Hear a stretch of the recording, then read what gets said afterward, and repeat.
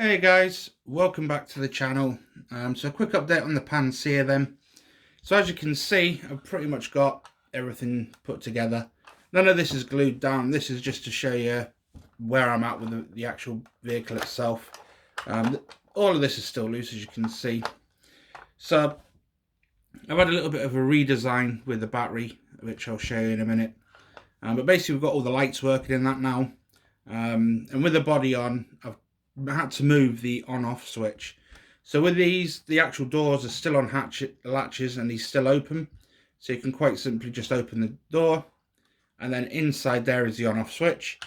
So once you've switched that on, close the door up, and then what we should have on the front is we've got the headlights and the spotlight, fog lights down the bottom, headlights and the spotlight.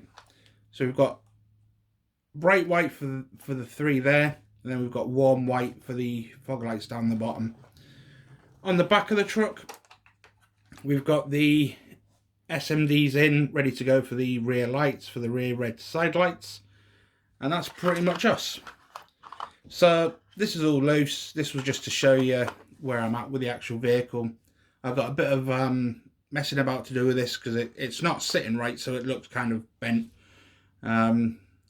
But we've got the base colours down. It basically just needs varnishing, weathering up, and generally making untidy.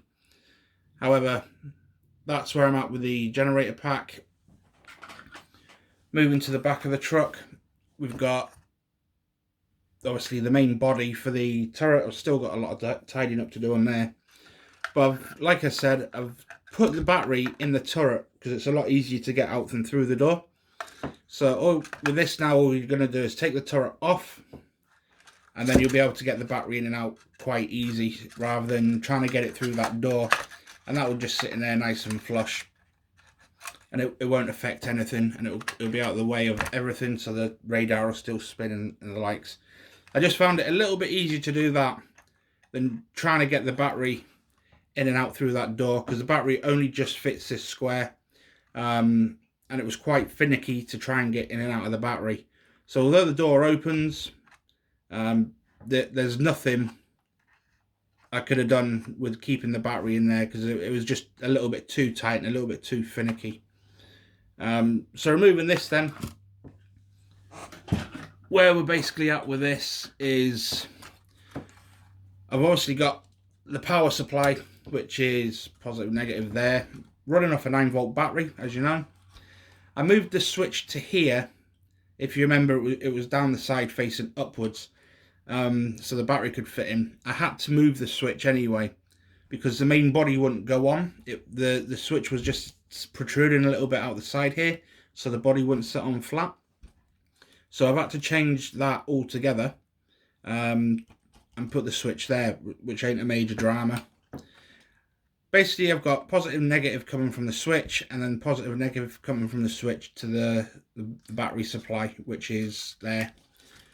As you can see here, I've got positive and negative ready to go. That's for the radar. So as soon as that's mounted, oh, sorry. As soon as that's mounted to the radar, that will be working and spinning.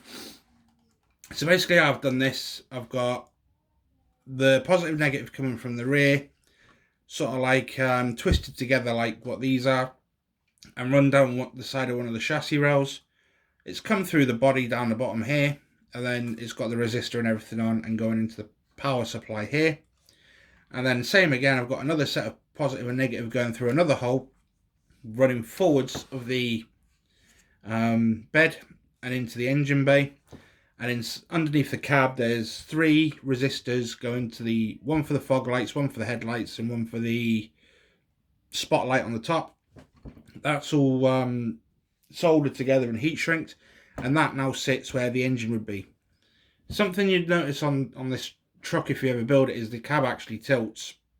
It's got 2 grommets at the back, and then it's on the bracket on the 2 little brackets that actually tilt on the front, so you can tilt the cab.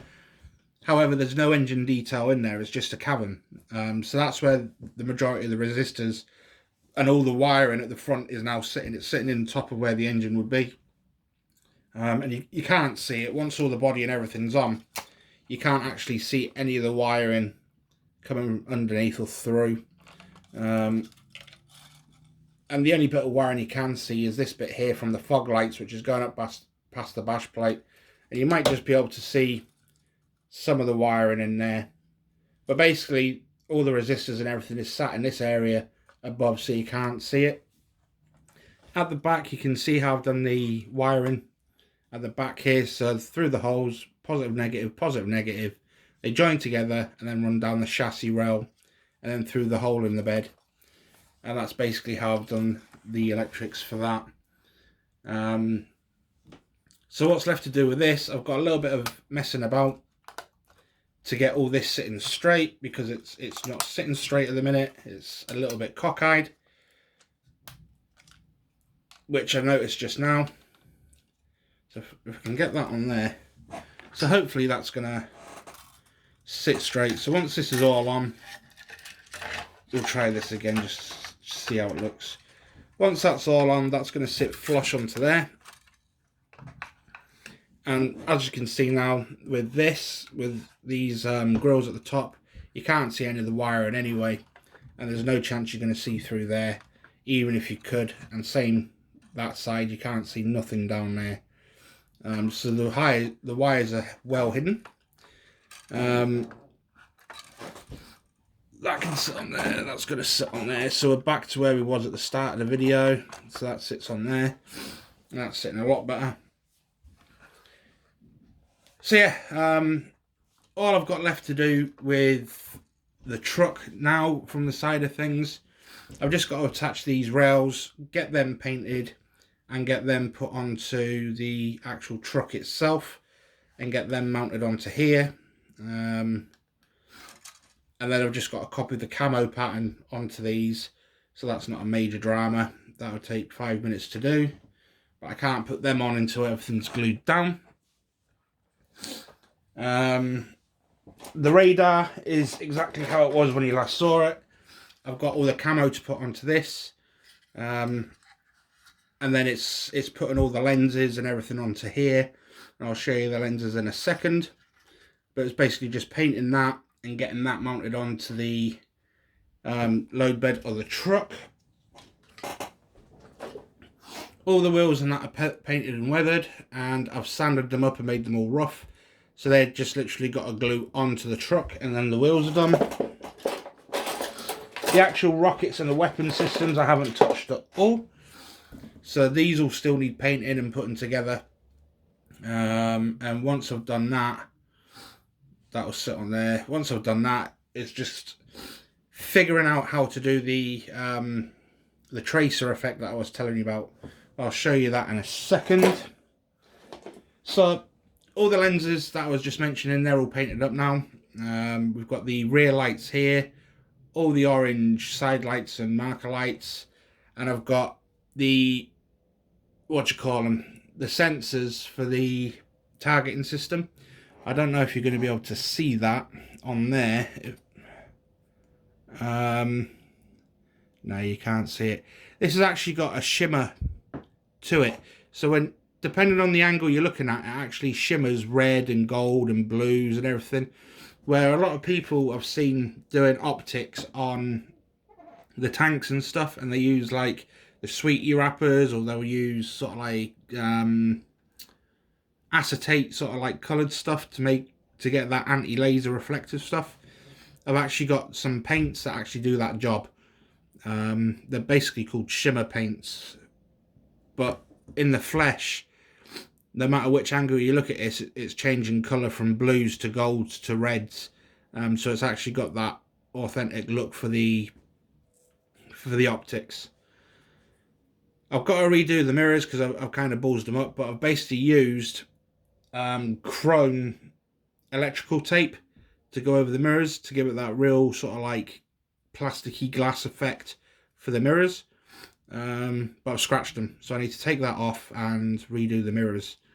And then it's just putting on the lenses for the fog lights, the headlights and the spotlight. And then obviously I've still got the windows to go on. And that's basically everything where I'm at with the pantsir. So my idea for the tracers, Green Stuff World actually do acetate,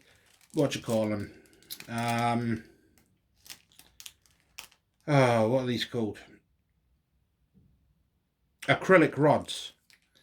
So these are sort of like 0.5mm acrylic rods, and I kind of these work like fiber optic strands, but they're solid. You can bend them and twist them and that. They'll snap if you put them too much of an angle. But these are basically just a tougher fiber optic rod.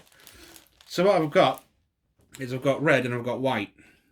So the idea behind this was I was going to cut these into sections with an SMD or an LED behind, and then have sort of like red, white, red, right.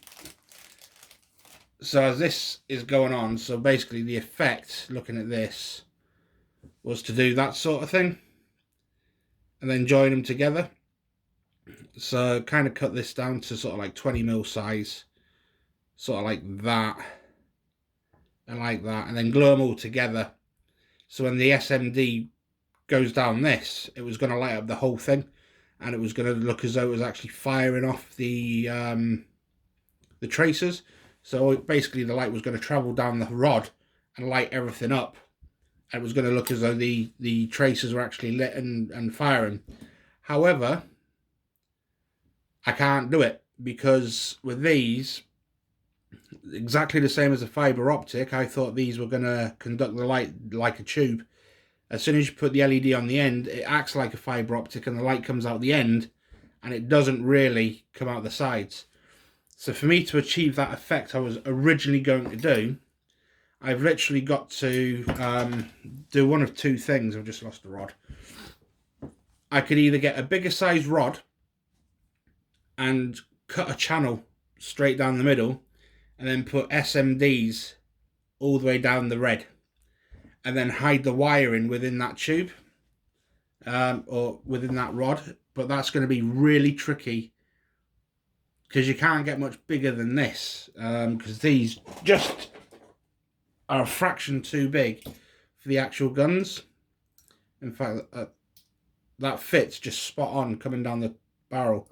So my idea was I was going to have the SMDs and the LEDs mounted nearer the back, and all this was going to be hidden in the cotton wool, so you wouldn't see it. And then the actual SMD LED or whatever I was going to use was going to light up the cotton wool as well to make it look as though it was firing. And then this was going to come out the end, and it was going to look like the tracers were firing. But like I was saying, to get the bigger rod, it might start looking a little bit out of scale. But that's the only option I could really do, is maybe cut a channel down one of these, and then try and get some of those SMDs that I've just used for the lights and fit them in the gaps going down, and then you have individual lights coming down the rod, which will work. And then it's just trying to get all the wiring hidden under this really thin this acrylic rod. Slightly bigger rod, I might be able to get the wiring in the channel as well and have that hidden on the bottom. So then you'll get SMD, SMD, SMD, SMD, and it will look pretty cool. So this is a work in progress, how I'm going to do that. I'm going to figure it out. I'm going to get it sussed, and I'm going to have this working so it looks as though it's firing tracers off.